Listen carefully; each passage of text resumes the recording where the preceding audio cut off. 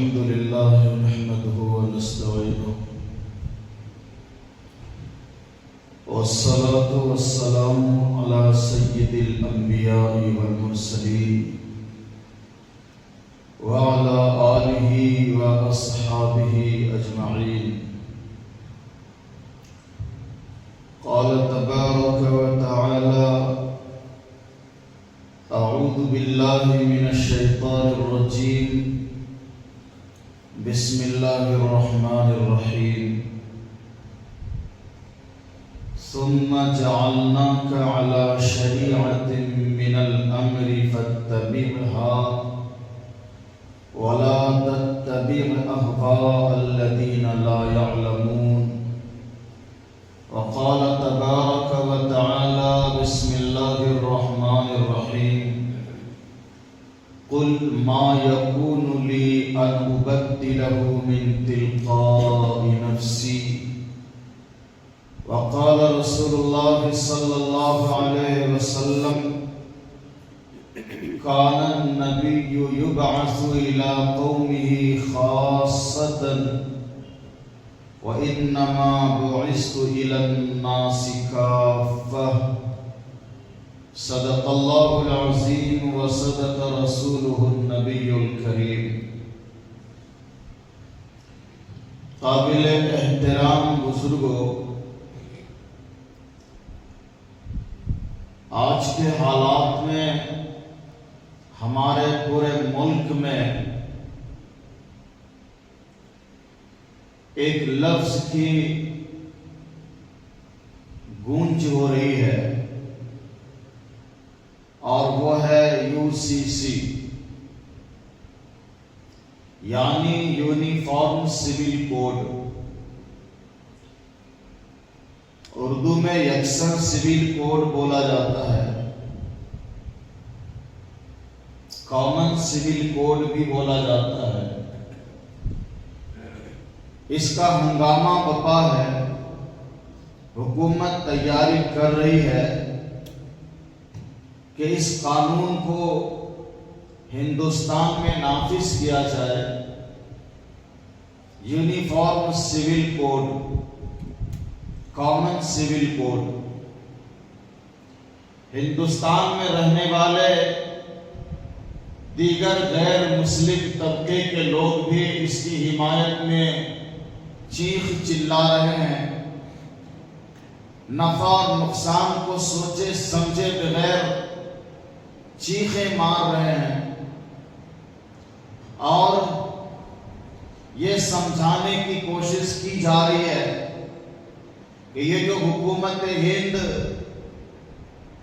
Uniform civil code لاگو کرنے کی تیاری کر رہی ہے، یہ مسلمانوں کے خلاف ایک قانون ہے جس کو لاگو ہونا ہی چاہیے تاکہ مسلمان ہندوستان میں دب جائے، ان کا کلچر، ان کی تہذیب، ان کا تمدن، ان کی مذہبی شناخت مٹ جائے. اس لیے غیر مسلم طبقے کے کچھ لوگ حکومت ہند کے ارادے کی حمایت میں چیخنے چلانے کا کام کر رہے ہیں. آج بہت مختصر انداز میں آپ کو یہی موضوع سمجھانے کی کوشش کروں گا کہ جن الفاظ کا ہنگامہ ہے UCC، اس کی حقیقت کیا ہے، اسلام کا، مسلمانوں کا اس بارے میں کیا موقف ہے، اور اس قانون کو اگر ہندوستان پر لاگو کیا جائے تو اس کا نقصان کسے کتنا ہوگا اور کیا ہوگا. سب سے پہلے ہم اور آپ اسلام اور اسلامی شریعت کو، اسلام کے قانون کو سمجھیں کہ جب ہندوستان آزاد ہوا اور ہندوستان کا دستور بنایا گیا تو اس دستور میں تمام مذاہب کے ماننے والوں کو یہ حق دیا گیا کہ ہر مذہب کے ماننے والے ہندوستان میں آزادی کے ساتھ اپنے مذہبی قانون پر عمل کریں گے. مذہبی تہذیب پر عمل کریں گے، مذہبی عقائد پر عمل کریں گے، یعنی اپنے مذہب کے مطابق زندگی گزارنے کی ہندوستان کے ہر مذہب کے لوگوں کو آزادی دی گئی۔ یہ ہندوستان کے دستور میں آج بھی ہے، اور اسی وجہ سے ہندوستان میں مسلمان آزادی کے ساتھ اپنے مذہبی امور پر عمل کرتا ہے۔ عبادت سے لے کر معاشرت تک، معاملات تک، نکاح اور طلاق، وراثت، ہر معاملے میں مسلمان اپنے مذہب کے احکامات پر عمل کرتا ہے۔ یہ آزادی ہندوستان کے دستور نے دیا ہے، ہم اپنے مذہب پر عمل کرتے ہیں۔ اب جو کوڈ نافذ ہونے جا رہا ہے اس میں ہماری جو مذہبی آزادی ہے، جس قانون کے تحت ہم اپنے مذہب پر آزادی سے عمل کرتے ہیں، وہ آزادی چھین لی جائے گی اور حکومت کی طرف سے یونیفارم قانون لاگو کیا جائے گا، یعنی سب کے لیے ایک قانون بنے گا، اس قانون پر عمل کرنا ہے۔ گویا اسلامی شریعت کا جو قانون تھا وہ چھوڑ دینا پڑے گا، اس قانون کو مٹا دیا جائے گا، اور جو حکومت طے کرے گی اسی قانون پر چلنا ہے۔ سوال یہ ہے کہ اسلام کا ماننے والا مسلمان کیا ایسا کر سکتا ہے؟ اس قوم کا نام مسلمان ہے، اور اس کا مطلب یہ ہے کہ یہ قوم اسلام کو فالو کرنے والی ہے، اسی لیے اس کو مسلمان کہا جاتا ہے۔ اور اسلام نے اپنے ماننے والوں کو ایک قانون دیا جو قرآن اور سنت میں محفوظ ہے، جو قرآن اور سنت میں موجود ہے۔ اسلام نے اپنے ماننے والوں کو الگ الگ موقع پر جو احکامات دیے، جو ہدایت دیے ہیں، ان تمام احکامات کے مجموعے کو شریعت بولتے ہیں۔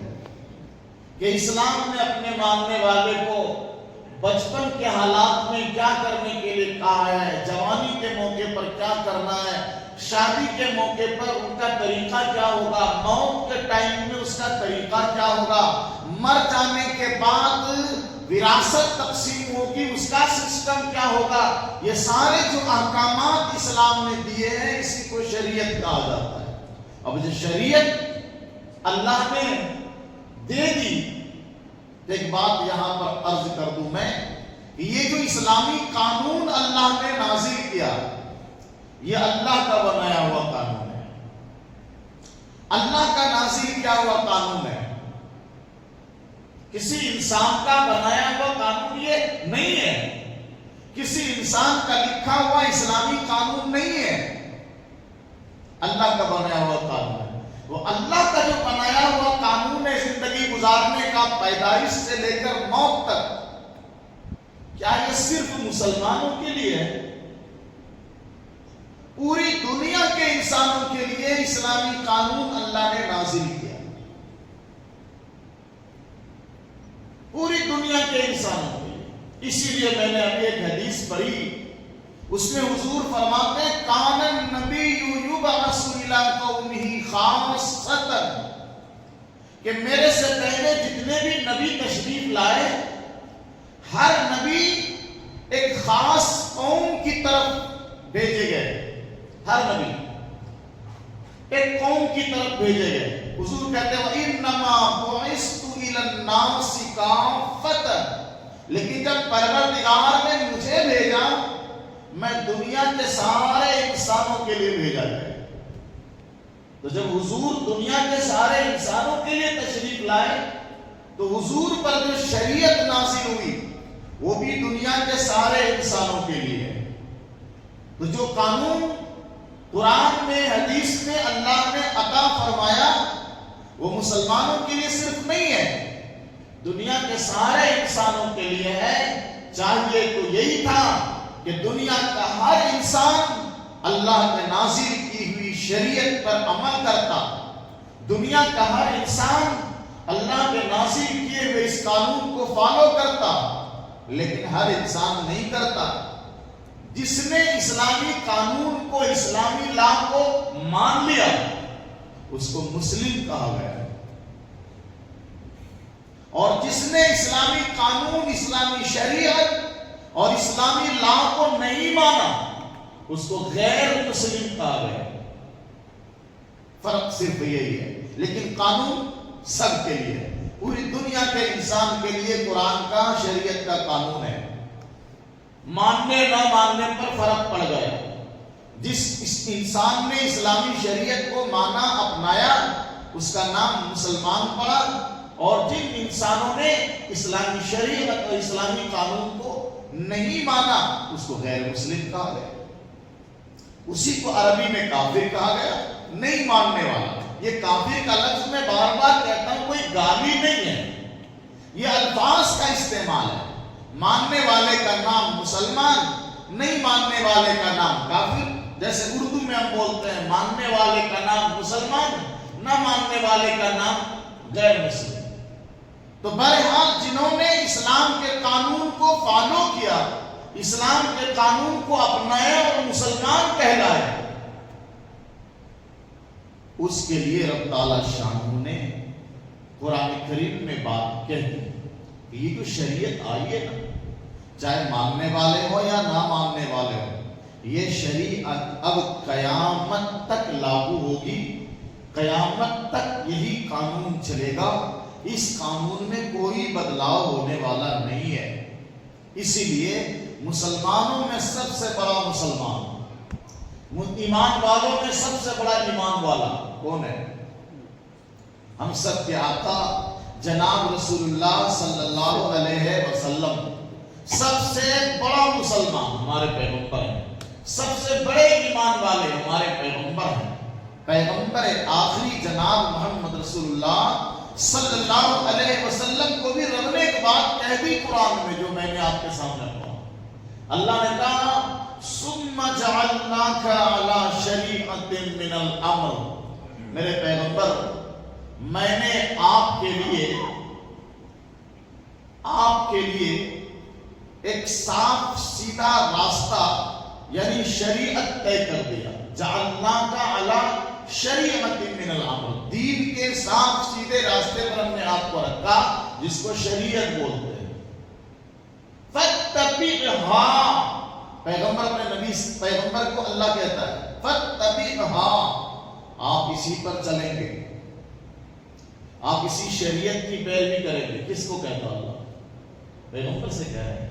ہمارے اور آپ کے آقا جناب محمد عربی صلی اللہ علیہ وسلم سے اللہ کہتا ہے ثم جعلناک علی شریعۃ من الامر، جو شریعت آپ کو دی گئی ہے، شریعت کا جو راستہ آپ کو دیا گیا ہے، یہی صاف سیدھا اور سیدھا پاکیزہ راستہ ہے، آپ اسی پر چلیں گے۔ پیغمبر کو بھی اللہ ہدایت دے رہا ہے کہ اسی شریعت کو آپ پکڑے رہیں گے۔ وَلَا تَتَّبِعْ أَهْوَاءَ الَّذِينَ لَا يَعْلَمُونَ، ان کی خواہشات پر نہیں چلنا ہے آپ کو، ان کے خواہشات پر، ان کی فرمائش پر آپ کو نہیں چلنا ہے، جن کو علم ہی نہیں ہے۔ پتہ چلا شریعت کے خلاف راستے پر چلنے کا جو مشورہ دیتے ہیں، ان کو اللہ بے علم کہہ رہا، ان کو علم نہیں، ان کو پتہ نہیں ہے، لہٰذا آپ ان کی خواہشات پر ہرگز نہ چلیے گا۔ یہ حکم اللہ اپنے پیغمبر کو دے رہا ہے۔ تو جب پیغمبر کو اللہ اتنی تاکید کے ساتھ کہہ رہا ہے کہ آپ صرف شریعت پر چلیں گے اور شریعت کے خلاف ان لوگوں کی خواہشوں پر نہیں چلیں گے جن کے پاس علم نہیں ہے، تو جب حضور کو یہ حکم ہے تو حضور کی امت کو یہ حق کیسے مل سکتا ہے کہ وہ شریعت کے خلاف کسی دوسرے قانون پر چلنا شروع کر دے؟ نہیں چل سکتے۔ حضور کو بھی اور امت حضور کو بھی اسی قانون کو قیامت تک ماننا ہے، اسی کا نام اسلام ہے۔ اگر کسی نے اسلامی شریعت کے قانون کو چھوڑ کر انسان کے بنائے ہوئے قانون کو ماننا شروع کیا تو اب اسلام نہیں رہا تمہاری زندگی میں، تمہاری زندگی میں اب ایمان نہیں رہا۔ ایمان اور اسلام اسی وقت مانا جائے گا جب تم شریعت کے قانون کے مطابق چلو۔ اب یہاں ایک پوائنٹ آئے گا جس کی وضاحت میں آگے کروں گا۔ تو مسلمان کی ذمہ داری ہے کہ اپنی شریعت پر چلنا ہے اور شریعت میں بدلاؤ بھی نہیں کرنا ہے۔ کوئی انسان وہ چاہے کتنا بڑا مفکر، کتنا بڑا اللہ کا ولی، یہاں تک کہ اگر پیغمبر بھی، اور پیغمبروں میں ہمارے آخری پیغمبر حضرت محمد مصطفیٰ صلی اللہ علیہ وسلم جن پر اسلامی شریعت نازل ہوئی، وہ بھی کچھ بدلاؤ کرنا چاہیں شریعت کے قانون میں نہیں کر سکتے۔ ایک مشورہ آیا تھا مکہ میں، حضور کو ایک مشورہ آیا تھا غیر مسلموں کی طرف سے، جو لوگ بتوں کی عبادت کرتے تھے، بتوں کی پوجا کرتے تھے، ان کی طرف سے ایک مشورہ آیا تھا حضور صلی اللہ علیہ وسلم کو کہ ہم لوگ بھی اسلام کو اچھا سمجھتے ہیں، ہم بھی اسلام کو اپنانا چاہتے ہیں، لیکن ہم سب کا ایک مشورہ ہے، وہ یہ ہے کہ قرآن میں جہاں جہاں ہمارے بتوں کو برا کہا گیا ہے وہ آیت نکال دو، آپ وہ آیت آپ نکال دو قرآن سے، جہاں جہاں ہمارے بتوں کی برائی کی گئی ہے وہ نکال دو۔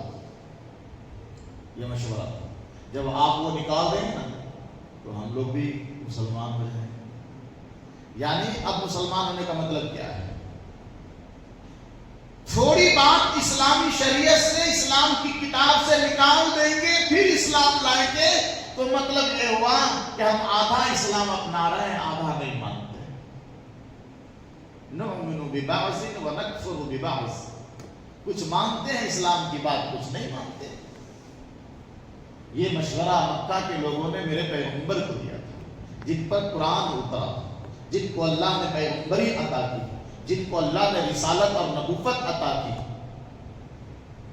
ان کو مشورہ دے رہے ہیں مکہ کے غیر مسلم کہ تھوڑی آیتیں آپ قرآن میں بدلو۔ تب اب کیا کرنا ہے پیغمبر کو؟ مشورہ آ رہا ہے کہ تھوڑی آیتیں آپ قرآن کی بدلو، پھر ہم لوگ بھی آپ کے ساتھ آ رہے ہیں۔ وہ تو پیغمبر ہیں، انہی پر تو قرآن اترا ہے، انہی کے پاس تو جبرائیل تشریف لاتے تھے نا، کیا کرنا ہے؟ جبرائیل کو اللہ نے بھیج دیا پیغمبر کے پاس اور ایک آیت لے کر کے بھیجا۔ اس آیت میں اللہ اپنے پیغمبر سے کہتا ہے، میرے نبی، قُلْ مَا يَكُونُ لِي أَنْ أُبَدِّلَهُ مِنْ تِلْقَاءِ نَفْسِي۔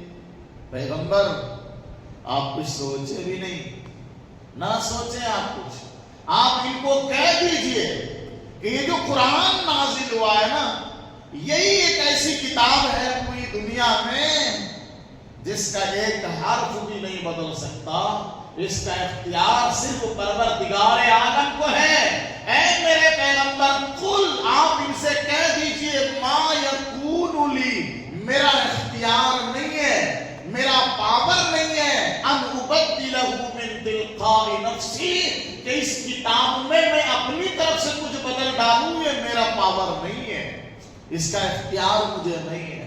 تو جس قرآن کو بدلنے کا اختیار پیغمبر کو بھی نہیں ہے، جس قرآن کی آیت کو بدلنے کا پاور پیغمبر کے پاس بھی نہیں ہے، جس قرآن کے قانون کو بدلنے کی اجازت پیغمبر کو بھی نہیں ہے، اس قرآن کی آیت کو، اس کے قانون کو، اس کے فرمان کو پیغمبر کے بعد کوئی انسان، کوئی حکومت کیسے بدل سکتی ہے؟ اسی لیے تو کہا گیا، ہم نے جو قرآن اتارا، قرآن میں جو قانون ہے، یہ قیامت تک چلتا رہے گا، یہی آخری کتاب ہے۔ ایک مسلمان نے بھی اگر اپنا مزاج بنا لیا کہ ہاں قرآن کا کچھ حکم بدلنا چاہیے، اب وہ مسلمان نہیں رہا۔ کسی مسلمان نے سوچ بھی لیا کہ ہاں قرآن کا کچھ حکم زمانے، حالات اور وقت کے حساب سے بدلنا چاہیے.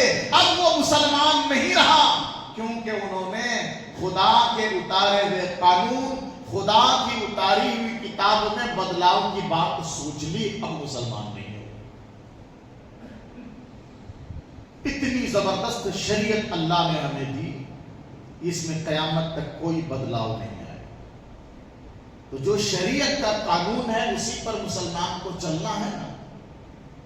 تو یہ ایک بات جب ہم کہتے ہیں، ہمارے علماء کہتے ہیں، ہمارے جانکار لوگ کہتے ہیں کہ ہم تو شریعت کے قانون پر چلنے والے ہیں، قرآن کے قانون پر چلنے والے ہیں، اللہ اور اس کے رسول کے بتائے ہوئے قانون پر چلنے والے ہیں، اس میں ہم بدلاؤ برداشت نہیں کر سکتے. تب ایک دھوکہ ہم لوگ کو دینے کی کوشش کی جاتی ہے، ایک مغالطہ، ایک کنفیوژن ہم لوگوں کے دماغ میں پیدا کرنے کی کوشش کی جاتی ہے زمانے کے لوگوں کی جانب سے. وہ کنفیوژن کیا ہے؟ وہ کنفیوژن یہ ہے کہ ان کے جو جانکار لوگ ہیں، جو دین کے غدار لوگ، مسلمان کہلانے والے لوگ ہیں، جن کو علم کا ایک عین بھی معلوم نہیں ہے، وہ لوگ کہتے ہیں اگر اسلامی قانون کو ہی فالو کرنا ہے، اسلامی لا پر ہی اگر تم چلنے والے ہو، تو اسلام میں تو قانون ہے کہ اگر کوئی چوری کر لے تو سزا کیا ہے اس کی؟ کیا سزا ہے؟ ہاتھ کاٹا جائے گا. یہی ہے نا اسلام کا قانون، کہ اگر کوئی چوری کر لے تو سزا میں اس کا ہاتھ کاٹا جائے گا. یہ اسلام کا قانون ہے کہ نہیں ہے؟ تو کیا ہندوستان میں یہ قانون چل رہا ہے؟ تم اس قانون کو مانتے ہو؟ نہیں. کسی نے شراب پی لی، اس کی سزا کیا ہے؟ کوڑے مارے جائیں گے. کسی نے زنا کر لیا، کنوارا ہے زنا کرنے والا، اس کی سزا کیا ہے؟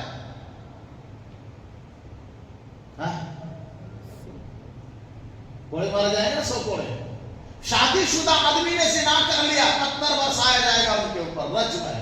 تو کیا ہندوستان میں یہ قانون چل رہا ہے؟ تو جب اسلام کا قانون تم مانتے ہو اور بولتے ہو کہ ہم اسلام کے قانون پر چلیں گے، شریعت کے قانون پر چلیں گے، تو یہ قانون کہاں ہے تمہارا؟ تو جب اس پر عمل نہیں کر رہے ہو تو تھوڑا اور برداشت کر لو کہ اب جو سول کوڈ حکومت لا رہی ہے، یونیفارم سول کوڈ، اس پر بھی تم چلو. یہ مغالطہ، یہ کنفیوژن پیدا کرنے کی کوشش کی جاتی ہے، وہ کر رہے ہیں لوگ. تب میں آپ کو سمجھانے کی کوشش کروں گا کہ لا جو ہے نا 2 ٹائپ کا ہے، وہ ہندوستان میں بھی ہے. ایک ہے کرمنل لا، ایک ہے سول لا. جو کرمنل لا ہے نا، اس کا تعلق حکومت سے ہے. ہندوستان میں ہی اگر کوئی چوری کر لے تو ہندوستان کے قانون کے مطابق کیا گلی کا ہر آدمی اس کو پکڑ کے جیل میں ڈال سکتا ہے؟ ڈال سکتا ہے؟ تو نہیں ڈال سکتا. ہندوستان میں ہی اگر کسی نے کسی کا مرڈر کر دیا تو کیا گلی کے ہر آدمی کو یہ اجازت ہے کہ تم اس کو پکڑ کے گولی مار دو یا جیل میں ڈال دو؟ اجازت ہے؟ پٹائی کرنے کی اجازت پولیس کو بھی نہیں ہے. اس پر کیس درج ہوگا، اس کا جرم ثابت ہوگا، تب اس کو سزا ملے گی. یہ اصول ہے کہ گلی کا محلے کا کوئی آدمی پکڑ کے اس کو کسی کوٹری میں بند کر دے گا، بولے گا تم نے مرڈر کیا، اسے تم کو زندگی بھر کی جیل ایک روم میں بند کر دے گا. کوئی کر سکتا ہے؟ نہیں کر سکتا. کیوں نہیں کر سکتا؟ اس کا تعلق حکومت سے. جو کرمنل لا ہے نا، اس کا تعلق عوام سے نہیں ہے، یہ ریلیٹڈ ہے حکومت سے. تو اگر کوئی آدمی چوری کر رہا ہے، پکڑا گیا، تو مسلمان کی حکومت، اسلامی حکومت بھی ہے، تو کوئی عام آدمی پکڑ کے اس کا ہاتھ نہیں کاٹ سکتا. یہ کام حکومت کا ہے، یہ کام بادشاہ کا ہے، یہ کام حاکم کا ہے. اور یہاں اسلامی حکومت ہے نہیں، اس لیے ہم کرمنل لا پر عمل نہیں کرتے. کرمنل لا مانتے ہیں اسلامی کرمنل لا، لیکن اس پر ہمارا عمل اس لیے نہیں ہے کہ یہاں کوئی اسلامی حاکم نہیں ہے. اگر ہوتا تو بھی اسلام کا حاکم اس پر سزا دیتا، عام پبلک کو اس کی اجازت نہیں ہے. بات سمجھ آ رہی کہ نہیں آ رہی؟ یہ جو کنفیوژن ڈالا جاتا ہے دماغ میں، جس کو پتا نہیں ہے وہ سوچتے ہیں صحیح بات بول رہے ہیں جی، یہاں ہاتھ کہاں کاٹا جاتا ہے؟ جب ہاتھ نہیں کاٹا جاتا تو اب جو حکومت کامن سول کوڈ لا رہی ہے اس کو بھی ہم مان لیں گے، تھوڑا یہ سب بھی چھوڑ دیں گے. اچھا کیا کیا چیز چھوڑائی جائے گی وہ بھی ذرا سمجھ لو. پہلے تو یہ سمجھ لو کہ یہ جو ہم نے 2-4 قانون گنائے کرمنل لا کے، کسی کو قتل کرنے کے بعد جو اسلامی سزا ہے، زنا کرنے کے بعد جو اسلامی سزا ہے، چوری کرنے کے بعد جو اسلامی سزا ہے، شراب پینے کے بعد جو اسلامی سزا ہے، کسی پر الزام اور تہمت لگانے پر جو اسلامی سزا ہے وہ یہاں نہیں دی جاتی، اس لیے یہ کرمنل لا ہے. اور کرمنل لا کا تعلق حکومت سے ہے، عام پبلک سے نہیں ہے. تو جب اسلامی حکومت ہوگی اور جہاں بھی اسلامی حکومت ہوگی وہاں اسلام پر عمل کرنا پڑے گا. اور کرنے کی بات اللہ نے ایسی ڈانٹ کر کے کہی ہے کہ اگر کوئی زناکار پکڑا جائے اور جرم ثابت ہو جائے تو اللہ کہتا ہے کہ خبردار، جس مجمع میں مجرم کو سزا دی جائے گی نا، سزا دینے کے وقت تمہارے دل میں اس پر رحم بھی نہیں آنا چاہیے. ایسا نہیں کہ رحم کھا کر کے اس کی سزا تم کم کر دو. قرآن میں اللہ کہتا ہے سزا دیتے اب تمہارے دل میں رحم بھی نہیں آنا چاہیے، اس لیے کہ یہ قانون بنایا ہوا تیرا نہیں ہے، یہ قانون بنایا ہوا پروردگار عالم کا ہے. آپ کو واقعہ بہت مشہور ہے، کئی بار یہاں میں نے بھی سنایا ہے کہ فاطمہ نامی ایک عورت نے چوری کر لی، اور چوری کرنے کے بعد پیغمبر صلی اللہ علیہ وسلم کے سامنے جرم ثابت ہو گیا. جب جرم ثابت ہو گیا، پروردگار عالم کے حکم کو اللہ کے رسول نے نافذ کر دیا کہ اس عورت کا ہاتھ کاٹا جائے. تو مسلمانوں میں پریشانی شروع ہوئی. بات عورت کی تھی نا، بات عورت کی تھی. ہر آدمی سوچنے لگا، رحم کی بات کرنے لگا، کاش اس کی سزا معاف ہو جاتی، کاش اس کو چھوڑ دیا جاتا. تو لوگ آپس میں باتیں کرنے لگے کہ حضور کے پاس کچھ پیروی بھیجی جائے، شاید حضور اس کو معاف کر دے. عورت والی بات ہے، ہاتھ کٹ جائے گا، اچھا نہیں رہے گا. تو اب حضور کے پاس سفارش کون کرے گا؟ کس کے پاس اتنی حکمت ہے؟ بات حضور سے کون کرے گا؟ آپس میں صحابہ اکرام مشورہ کرنے لگے. کسی نے کہا کہ فلاں کو بھیجو حضور کے پاس، کسی نے کہا نہیں فلاں کو بھیجو، حضور سے بہت محبت کرتے ہیں. آخر میں نام آیا ایک چھوٹے صحابی کا. چھوٹے صحابی کا نام آیا، بہت چھوٹے بچے تھے، حضرت اسامہ رضی اللہ تعالیٰ. ان کا نام آیا. صحابہ اکرام نے کہا کہ دیکھو سب سے چھوٹا صحابی حضور کا یہی ہے، اور حضور اس سے بے پناہ محبت بھی کرتے ہیں. صحابہ نے اپنی نظروں سے دیکھا تھا کہ اسامہ کی ناک میں کبھی نیٹا آ جاتا تھا نا، غلاظت، تو حضور اپنے دستے مبارک سے اس کو صاف کرتے تھے. اتنا پیار پیغمبر کو اس صحابی سے تھا. حضور کو اس اسامہ کے بارے میں یہ کہتے ہوئے بھی لوگوں نے سنا تھا کہ حضور ہاتھ اٹھا کر دعا کرتے تھے، اللہم انی احبک، اے اللہ میں اسامہ سے محبت کرتا ہوں، تو بھی اس سے محبت فرما. صحابہ سے بھی حضور نے کہا تھا میں اسامہ سے محبت کرتا ہوں، تم لوگ بھی اس سے محبت کرو. بے پناہ محبت کرتے تھے. تو لوگوں نے سوچا کہ چھوٹے بچے ہیں، حضور بے پناہ محبت کر، ان کو بھیجو ذرا. بھیجا گیا. وہ گیا اللہ کے نبی کے پاس. وہ گیا تو سفارش کی، اللہ کے نبی آپ نے جس عورت کے ہاتھ کاٹنے کا حکم صادر فرما دیا ہے، صحابہ پریشان ہے، وہ چاہتے ہیں کہ آپ ان کی سزا معاف فرما دیں. جس بچے کم سن کم عمر صحابی کو پیغمبر بے پناہ پیار محبت کیا کرتے تھے، اس بچے کم سن صحابی کے سامنے پیغمبر کو جلال آ گیا، پیغمبر کو غصہ آ گیا، آنکھیں سرخ ہو گئی. اور پیغمبر نے فرمایا قسم خدا کی، اس فاطمہ کے بجائے محمد کی بیٹی فاطمہ ہوتی تو اس کا بھی ہاتھ کاٹا جاتا، کیونکہ ہاتھ کاٹنے کی سزا والا قانون میرا بنایا ہوا قانون نہیں ہے، یہ قانون پروردگار عالم کا ہے. اور قرآن میں اس قانون کو حد کہا گیا ہے، اور قرآن میں ہی اللہ نے کہا لا تعتدوا حد سے تجاوز نہ کرنا، حد سے تجاوز نہ کرنا، جو حد بنا دی گئی ہے، جو قانون بنا دیا گیا ہے اس سے انحراف نہ کرنا۔ پیغمبر کو جلالا ہے، غصہ آیا، میری بیٹی بھی چوری کر دینا، ہاتھ اس کا بھی کاٹا جاتا۔ یہی اسلامی شریعت کی خصوصیت ہے، یہ اسلامی قانون کا امتیاز ہے کہ سب سے بڑے مسلمان اور سب سے بڑے پیغمبر کے اعلان فرما رہے ہیں کہ میری بیٹی بھی چوری کرتی تو قانون نافذ کرنے میں کوئی کمی نہیں ہوتی کہ یہ پیغمبر کی بیٹی ہے، کوئی معافی نہیں، ان کا بھی حق کرتا ہے۔ آج کی حکومت میں ایسا نہیں ہوتا، آج کی حکومت میں یہ ہو ہی نہیں سکتا۔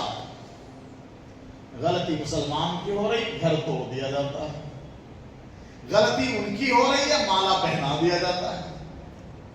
بہت بہادر ہے تو، بہت بہادر ہے تو سناتن دھرم کی حفاظت کر سکتا ہے، لے تو مالا پہن، تو بہت بڑا دلیر ہے۔ قتل کر دیا مسلمان کا، بہت بہادر ہے، تم ہی ہندوستان کو بچا سکتے ہو، سناتنی کلچر کو بچا سکتے ہو، اس کو مالا پہن دیا جاتا ہے۔ مسلمان سے غلطی ہو جائے گھر توڑ دیا جاتا ہے۔ اسلامی قانون میں یہ نہیں ہوتا۔ ایک مثال ہم نے دی کہ پیغمبر صلی اللہ علیہ وسلم کو جو شریعت اللہ نے دی، بدلنے سے بھی منع فرمائے کہ پیغمبر بھی قانون نہیں بدل سکتا، اور قانون کی پالن کی، قانون کو پورا کرنے کی بات یہ اس واقعے میں موجود ہے کہ پیغمبر اعلان فرماتے کہ میری بیٹی سے بھی غلطی ہوتی تو اس کا بھی ہاتھ کاٹا جاتا۔ اب آخر میں دو چیز صرف سمجھا دوں، ایک تو ہے کرمنل لا جس پر ہم لوگ یہاں عمل نہیں کر پا رہے ہیں، ایک ہے سیویل لا۔ تو جو سیویل لا ہے، ہر مذہب کے ماننے والے کے لا الگ الگ ہیں، ان کے بھی سیویل لا ہیں، غیر مسلم ہندوؤں کے بھی سیویل لا ہیں، عیسائیوں کے بھی سیویل لا ہیں، ہمارے بھی سیویل لا ہیں۔ سیویل لا کا مطلب انسان کی ذاتی چیز پر جو قانون لاگو ہوتا ہے، خاندان کے اعتبار سے جو قانون لاگو ہوتا ہے، پرسنل زندگی پر جو قانون لاگو ہوتا ہے، اس کو کہتے ہیں پرسنل لا۔ یہ صرف مسلمانوں کا نہیں ہے، عیسائیوں کا بھی کچھ پرسنل لا ہے، ان کا مذہبی لا، اس کو پرسنل لا بولتے ہیں۔ ہندوؤں کے بھی کچھ پرسنل لا ہیں، ان کے پرسنل قانون مذہب کے۔ یہودیوں کے بھی ہیں، پارسیوں کے بھی ہیں، آدیواسیوں کے بھی ہیں، اور ہندوؤں میں بھی جتنی ذاتی ہیں، جتنے الگ الگ رسم و رواج کے ماننے والے لوگ ہیں، ان کے الگ الگ پرسنل لا ہیں جن پر وہ عمل کرتے ہیں، اور ہندوستان کا دستور، ہندوستان کا قانون سب کو اس کی اجازت دیتا ہے۔ مسلمان بھی اپنے پرسنل لا میں عمل کرتا ہے۔ مثلا نکاح کا ہمارا لا الگ ہے، نکاح کیسے ہوگا، نکاح ٹوٹنے کا لا الگ ہے، وہ ٹوٹے گا کیسے، ہے کہ نہیں ہے؟ انسان مر رہا ہے، مرنے کے بعد اس کی وراثت کا بٹوارا کیسے ہوگا، ہمارا پرسنل لا ہے۔ یہ کیسے بانٹنا ہے، کس کو کتنا حصہ ملے گا، یہ پرسنل لا ہے۔ بات سمجھ میں آ رہی کہ نہیں آ رہی؟ اسی کو بولتے ہیں سیویل لا۔ یہ جو پرسنل لا ہے، سیویل لا میں ہمیں اجازت دی گئی ہے کہ پرسنل لا میں اپنے ذاتی قانون میں تم آزاد ہو، اپنے مذہب کے حساب سے عمل کرو۔ اب جب یہ حکومت قانون لاگو کرنے جا رہی ہے، بیچ میں اب ایک بات اور بتا دوں، جو پرسنل لا ہے نا، ہمارا ایک بورڈ ہے ہندوستان میں، مسلم پرسنل لا بورڈ۔ کچھ لوگوں کو اس چیز سے بڑی چڑ ہے کہ ان کا پرسنل لا بورڈ کیوں ہے؟ بھائی آپ کا بھی پرسنل لا ہے، آپ اپنے مذہب کے اعتبار سے مذہبی قانون پر عمل کرتے ہیں، آپ کا بھی پرسنل لا ہے، میرا بھی پرسنل لا ہے۔ چونکہ ہم اس پرسنل لا کو ماننے والے ہیں، اس لیے ہم نے اس کے ساتھ ایک لفظ بڑھا دیا، مسلم پرسنل لا۔ لیکن یہ صرف ہمارے لیے نہیں ہے، آپ کے مذہب میں بھی پرسنل لا رکھ دو، ہندو پرسنل لا، کیا تکلیف ہے ہم کو؟ کوئی تکلیف نہیں۔ اب بات یہ سمجھا دوں کہ جو مسلم پرسنل لا ہے نا، یہ نام رکھ دیا گیا ہے مسلم پرسنل لا، لیکن بات یہ ہے کہ مسلم پرسنل لا کوئی چیز ہے ہی نہیں۔ مسلم پرسنل لا کوئی چیز ہی نہیں ہے. اصل میں یہ پرسنل لا جو ہے نا اسلامی پرسنل لا ہے. کہ ہمارا جو پرسنل لا ہے وہ مسلمانوں کا بنایا ہوا ہے ہی نہیں ہے. وہ کس کا بنایا ہوا ہے؟ وہ تو اسلام کا قانون ہے، مسلمان کا قانون نہیں ہے. اسلام کے قانون میں اور مسلمان کے قانون میں فرق ہے. اگر مسلم پرسنل لا ہے تو وہ مسلمانوں کا بنایا ہوا اپنا قانون مانا جائے گا. یہ ایکچوئل اسلامی پرسنل لا ہے، لیکن چونکہ ہم اس کو فالو کرتے ہیں اسلامی پرسنل لا کو، اس لیے بورڈ میں لکھ دیا گیا مسلم پرسنل لا بورڈ، حالانکہ حقیقت میں وہ اسلامی پرسنل لا بورڈ ہے، چونکہ وہ ہمارا بنایا ہوا نہیں ہے، اسلام کا بنایا ہوا. بات میں یہ عرض کر رہا تھا کہ یہ جو ہمارا پرسنل لا ہے، نکاح سے ریلیٹڈ، وصیت سے ریلیٹڈ، کہ ہم مر رہے ہیں اور ہم نے کچھ وصیت کی، اپنی جائیداد کے بارے میں، اپنی پراپرٹی کے بارے میں کچھ وصیت کی، گھر کے بارے میں، وراثت کا مسئلہ ہے، بٹوارے کا مسئلہ ہے، شادی کا مسئلہ ہے. یہ جو ہمارا سیول لا میں جو ہم پرسنل قانون مانتے ہیں، اسلام کا بنایا ہوا، اسلام کا بتایا ہوا، اسلام کا اتارا ہوا، جس کے بارے میں ہمارا کانسیپٹ ہے کہ اس میں بدلاؤ اور چینجز ہم برداشت نہیں کر سکتے ہیں، کیونکہ یہ اللہ کا بنایا ہوا قانون ہے. جب یہ کامن سیول کوڈ لاگو ہو جائے گا نا، یونیفارم سیول کوڈ لاگو کر دیا جائے گا، تو نقصان کیا ہوگا؟ بس آخر میں یہی سمجھ لیجیے کہ اگر حکومت جو ارادہ رکھتی ہے، جو تیاری کر رہی ہے یونیفارم سیول کوڈ کو لاگو کرنے کی، اگر وہ لاگو ہو جائے تو ہمارا نقصان کیا ہوگا؟ نقصان یہ ہوگا کہ ہمارا نام مسلمان ہے. کیا ہے بولو؟ وہ مسلمان نام اس لیے پڑا ہے کہ ہم اسلامی قانون کو فالو کرنے والے ہیں، اور یہی خدا کی مرضی ہے، اسی میں خدا کی رضا ہے، اسی میں خدا کی رضا ہے. جس دن ہم اسلامی قانون کو، اسلامی شریعت کو چھوڑ دیں گے، نہ ہم مسلمان رہیں گے، نہ مسلمان، ایسے مسلمان سے رب راضی ہوگا، سب ختم ہو جائے گا. جب یہ قانون آ جائے گا نا، تو آپ جو قرآن اور سنت کے قانون کے مطابق نکاح کر رہے ہیں، آپ جو قرآن اور سنت کے قانون کے مطابق اپنی وراثت کا بٹوارا کرتے ہیں، جائیداد کا، وہ نہیں کر پائیں گے. آپ نکاح کرنے کے بعد اگر نوبت آتی ہے طلاق کی، نوبت آتی ہے دونوں میاں بیوی کی آزادی کی، کہ دونوں ایک دوسرے سے الگ ہو جائیں کیونکہ اب گاڑی نہیں چل رہی ہے، تو آپ اسلامی قانون کے حساب سے الگ نہیں ہو سکتے. گویا آپ سول اپنی ذاتی زندگی میں اسلامی قانون پر عمل نہیں کر پائیں گے. نکاح کا حکومت کی طرف سے ایک نیا قانون ہوگا، طلاق پر حکومت کی طرف سے نیا قانون ہوگا، وراثت کے بٹوارے میں حکومت کی طرف سے نیا قانون ہوگا. جو آپ کی پرسنل زندگی، خاندان سے ریلیٹڈ اسلامی قانون ہے، اس میں اسلامی قانون کو ہٹا کر حکومت کی طرف سے نیا قانون ہوگا جو آپ کو ماننا پڑے گا. کیا ہم برداشت کر سکتے ہیں اس کو؟ بولو، کر سکتے ہیں؟ طلاق دینے کے بعد عورت حرام ہو جاتی ہے، حکومت کہے گی حرام نہیں ہوئی، اب چلاتے رہو گاڑی، تو پوری زندگی حرام میں گزرے گی. برداشت کر لیں گے؟ برداشت کر لیں گے؟ ایک بڑا پوائنٹ انہوں نے رکھا ہے کہ مسلمان کی پرسنل جو اس کے قانون ہے اس میں بے انصافی ہے. مثال کے طور پر میراث کی تقسیم میں مرد کو 2 حصہ، عورت کو 1 حصہ ملتا ہے. ناانصافی ہے نا، یہ ناانصافی ہے. اس لیے انصاف دلانے کے لیے یونیفارم سول کوڈ لایا جا رہا ہے. کیا؟ مرد کو بھی اتنا ہی حصہ ملے گا جتنا عورت کو ملے گا، یعنی بہن کو جتنا حصہ اتنا بھائی کو جتنا حصہ بہن کو اتنا، برابر. اب انصاف ہو گیا، انصاف ہو گیا. 2-3 منٹ بھی نہیں لوں گا میں. انصاف، ایک علمی بات بولتا ہوں. اسلام کا ہر قانون انصاف کا سمندر ہے. اسلام کا ہر قانون انصاف کا سمندر ہے. میاں پڑھو تو صحیح، اس کو سمجھو صحیح. عورت کو یعنی بہن کو 1 حصہ اور بھائی کو 2 حصہ اسلام نے کیوں دیا؟ یہ مال کے بٹوارے کی کہانی نہیں ہے، یہ ذمہ داری کا مسئلہ ہے.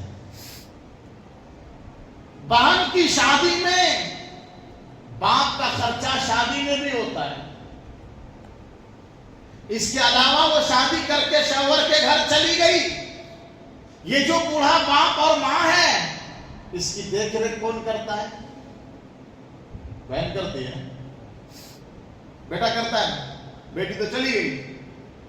اب بوڑھے ماں باپ کا خرچہ، اس کی دیکھ ریکھ، اس کی خدمت سسرال جانے والی بیٹی کے سر پر نہیں ہے، بلکہ بوڑھے ماں باپ کی خدمت، اس کی دیکھ ریکھ کی ذمہ داری ماں باپ کے رہ جانے والے، ماں باپ کے پاس رہنے والے بیٹے کے اوپر ہے.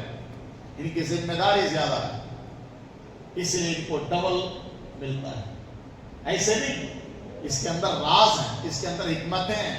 اللہ ہم سب کو گاہے بگاہے اسلامی قانون کی حکمتوں کو سمجھنے کی توفیق عطا فرمائے.